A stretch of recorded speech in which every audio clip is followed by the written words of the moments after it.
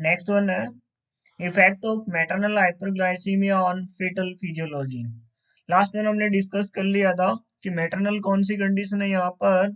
जो maternal condition थी वो कौन सी थी यहाँ पर, हाइपरग्लाइसीमिक। कौन सी थी मदर यहाँ पर, हाइपरग्लाइसीमिक। तो वेरी वेरी इंपॉर्टेंट, ये याद रखना आपको।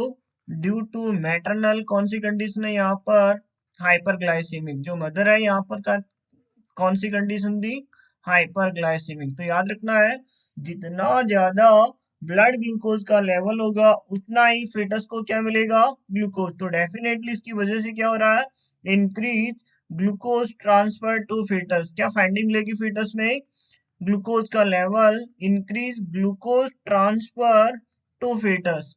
जितना ज्यादा इंसुलिन, मैं बात करूं सिंपल सा, ग्लूकोज फीटस को मिल रहा है तो इसकी वजह से कौन सी कंडीशन रहेगी यहाँ पर, very very important, fetal hyperglycaemia.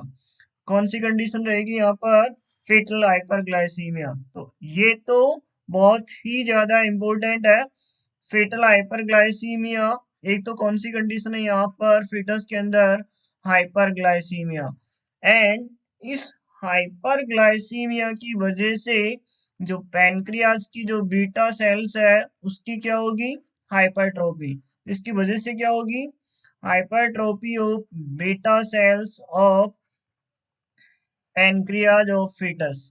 जो फीटस का जो पैनक्रियाज है उसमें जो बीटा सेल्स है उसका क्या होगा, हाइपरट्रोफी होगी। और वो क्यों होगा, इस बढ़े हुए ग्लूकोज को मेंटेन करने के लिए। तो हाइपरट्रोफी की वजह से किसका सिक्रेशन होगा, इंसुलिन का सिक्रेशन यहाँ पर पहले की तुलना में क्या हो रहा है, ज्यादा होगा। अब ये बढ़ा हुआ इंसुलिन, यहाँ पर ये तीन चीजें आपको याद रखना है।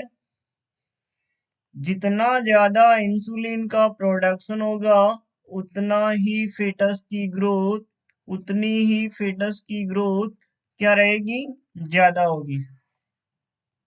क्लियर है, इंसुलिन का लेवल ज्यादा तो फेटस की ग्रोथ भी क्या रहेगी, ज्यादा होगी। मीन्स मैं सिंपल सा बात करूं, फेटल ग्रोथ के लिए जो हार्मोन रेस्पॉन्सिबल है वो कौन सा होता है, इंसुलिन। तो फेटस की ग्रोथ ज्यादा होगी तो डेफिनेटली इसकी वजह से जो डायबिटिक मदर है उसका जो बेबी है वो ऑलवेज ऑलवेज क्या रहेगा, मैक्रोसोमिक। ये क्यों हो रहा है, इंसुलिन का प्रोडक्शन या इंसुलिन का सिक्रेशन ज्यादा हो रहा है fetus के अंदर।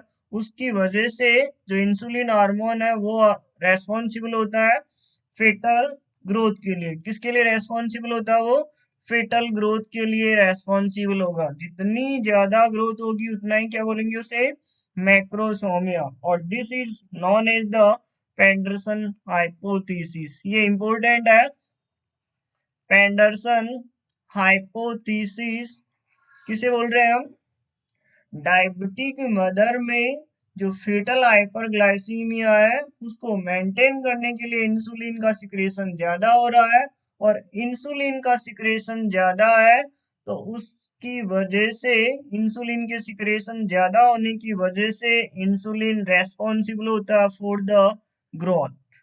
जितनी ज्यादा फेटस ग्रोथ होगी उतना ही क्या बोलेंगे उसको ही, मैक्रोसोमिक। मींस फेटल का वेट, जो वेट है मोर देन 4 kg, हाइट और वेट यहाँ पर क्या हो रही है, ज्यादा हो रही है। That is known as the, इस जो हाइपोथेसिस है उसको किससे रिप्रेजेंट कर रहे हैं, पेंडरसन हाइपोथेसिस। किससे बोल रहे हैं इसको, पेंडरसन हाइपोथेसिस। तो पहला क्वेश्चन, मैक्रोसोमिक किसे बोलेंगे, दूसरा इंसुलिन किसके लिए रेस्पॉन्सिबल है, फेटल ग्रोथ के लिए। नेक्स्ट वन, ये बढ़ा हुआ जो इंक्रीज इंसुलिन है ये आपको याद रखना है। इंक्रीज इंसुलिन किसको डिक्रीज करता है, इंक्रीज इंसुलिन किसको डिक्रीज करेगा, डिक्रीज सरफेक्टेंट प्रोडक्शन। किसको डिक्रीज करता है ये, सरफेक्टेंट को डिक्रीज करता है। तो उसकी वजह से जो न्यूबॉर्न है, जो डायबिटिक मदर का जो न्यूबॉर्न है उसमें किसकी टेंडेंसी रहेगी, क्या कॉम्प्लिकेशन होने की टेंडेंसी रहेगी, रेस्पिरेटरी डिस्ट्रेस सिंड्रोम। कौन से वाले बेबी में, डायबिटिक मदर के बेबी में। बिकॉज बढ़ा हुआ इंसुलिन का लेवल क्या कर रहा है, सरफेक्टेंट प्रोडक्शन को क्या कर रहा है, डिक्रीज कर रहा है। दैट इज द, किसको लीड्स करेगा ये, आरडीएस। नेक्स्ट वन, मैंने आपको जब नियोनेटल कॉम्प्लिकेशन डील किए थे उस वक्त मैंने बताया था कि डायबिटिक मदर का जो बेबी रहेगा वो ऑलवेज ऑलवेज क्या रहेगा, नियोनेटल हाइपोग्लाइसीमिक। क्या रहेगा वो, डायबिटिक मदर का जो बेबी है वो ऑलवेज ऑलवेज क्या रहेगा, हाइपोग्लाइसीमिक। ऐसी कौन सी वजह है? मैं बात करूं आफ्टर बर्थ, कब की बात कर रहा हूं मैं, आफ्टर बर्थ। मदर और फीटस ये दोनों कनेक्टेड किससे रहते हैं, प्लेसेंटा। इस प्लेसेंटा के थ्रू ही क्या ट्रांसफर हो रहा है, ग्लूकोज। अब after birth, mother before birth तो ना मदर से फीटस प्लेसेंटा से कनेक्टेड रहता, आफ्टर बर्थ मदर से फीटस मींस यहाँ पर जो बेबी है उसको प्लेसेंटल ब्लड फ्लो नहीं होगा। क्या नहीं मिलेगा उसको, प्लेसेंटल ब्लड फ्लो नहीं होगा।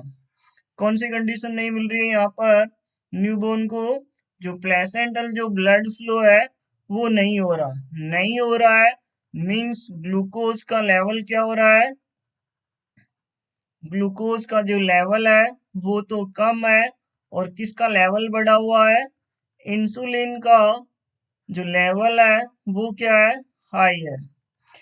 अब मदर से फीटस को ग्लूकोज नहीं मिल रहा है, इंसुलिन का लेवल हाई है, और इसी की वजह से ही ये आपको याद रखना है क्या फाइंडिंग मिल रही है, इसी की वजह से क्या फाइंडिंग मिल रही है, नियोनेटल हाइपोग्लाइसीमिया। तो वेरी वेरी इंपॉर्टेंट, आपको ये 3-4 क्वेश्चन बार बार एग्जाम में पूछते हैं, आपको याद रखना है। पहला दो, insulin hormone are the responsible for fetal growth, दोनों इंपॉर्टेंट क्वेश्चन है। इंसुलिन हार्मोन किसके लिए रेस्पॉन्सिबल होता है, फेटल ग्रोथ के लिए। दूसरा इंपॉर्टेंट क्वेश्चन, जितनी ज्यादा फीटस की ग्रोथ होगी उतनी कंडीशन क्या रहेगी, मैक्रोसोमिक। तो डायबिटिक मदर का जो फीटस रहेगा वो क्या रहेगा, मैक्रोसोमिक। और ये भी कभी कभी एग्जाम में पूछ लेते हैं, what is the Pedersen hypothesis, what is the Pedersen hypothesis? Very very important, जितना ज्यादा इंसुलिन का प्रोडक्शन होगा उतना ही सरफेक्टेंट का प्रोडक्शन भी क्या हो रहा है, कम हो रहा।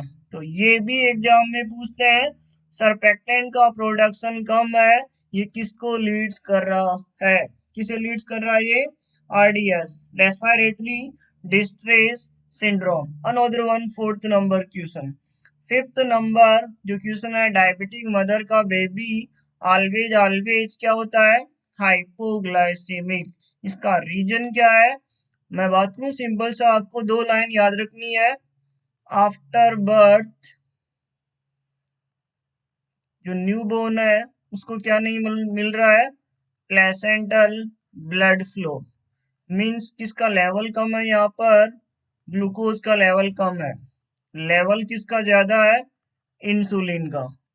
तो इंसुलिन का लेवल हाई है और ब्लड ग्लूकोज का लेवल लो है, उसी की वजह से जो रिमेनिंग ग्लूकोज है उसको भी क्या कर देगा ये, दैट इज द हाइपोग्लाइसीमिक वाली कंडीशन में कोज कर देगा। तो ये बढ़ा हुआ इंसुलिन रेस्पॉन्सिबल होता है फॉर द हाइपोग्लाइसेमिक।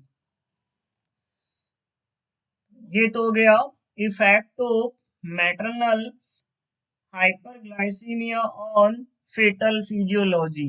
बाकी और भी बहुत सारे क्वेश्चन है जीडीएम से रिगार्डिंग, इसका कभी है ना अलग से लेक्चर लेंगे, उसमें डिस्कस करेंगे क्या खोज है, क्या ट्रीटमेंट प्रोटोकॉल है, अमेरिकन डायबिटिक एसोसिएशन के अकॉर्डिंग ग्लूकोज लेवल कितना होता है, का इसका मेनू प्लान है डाइट।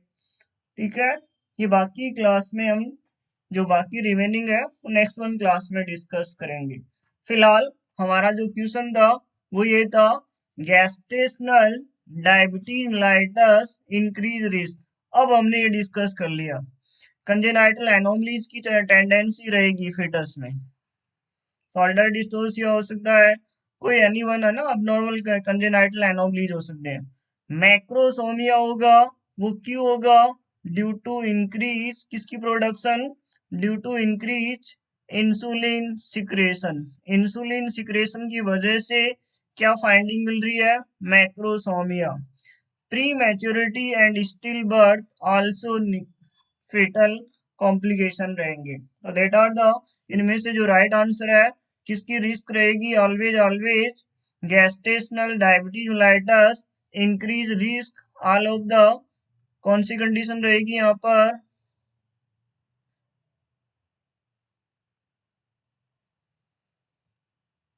यहाँ पर जो कंडीशन रहेगी वो कौन सी रहेगी, कौन सी नहीं रहेगी? तो इसका राइट आंसर क्या रहेगा? Small fooded fetus। बाकी तीनों होंगे और ये बी ऑप्शन है वो जीडीएम में नहीं होगा। यदि आप हमारे YouTube चैनल पे न्यू हो, चैनल को सब्सक्राइबर करना ना भूलें और इसे शेयर करना ना भूलें। Thank you so much.